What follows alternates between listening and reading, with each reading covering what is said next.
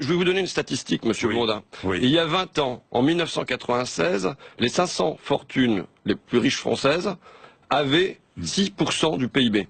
Aujourd'hui, c'est 25%. Donc on voit bien l'explosion des plus grandes fortunes françaises.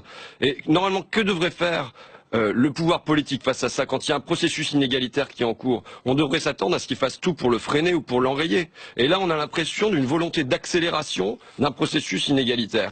Qu'est-ce qu'on est en train de faire? Qu'est-ce que font les ministres? Qu'est-ce que font les parlementaires? On est en train d'essayer de réparer le pays. On réforme le code du travail. On baisse les impôts pour les entreprises. On baisse le coût du travail. On s'attaque enfin à l'apprentissage, à la formation professionnelle. On sait que l'ISF est un mauvais impôt. Et d'ailleurs, l'exemple suédois le montre. Dieu sait que c'était un pays fiscalisé. L'abandon de ce type d'impôt a contribué à la croissance.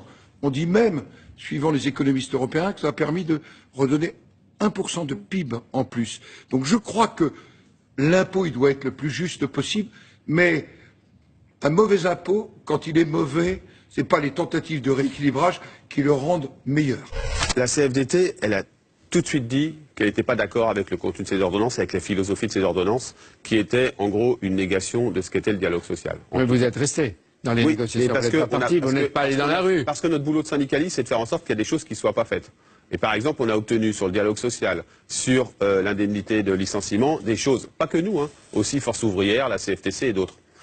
Dès lors qu'il s'agit d'évoquer un tel ou un tel parce qu'on juge que soutenir le gouvernement dans des réformes dont nous ne nous sentons pas si éloignés que cela serait une faute et un péché impardonnable, eh bien, dans ce cas-là, allons jusqu'au bout des choses.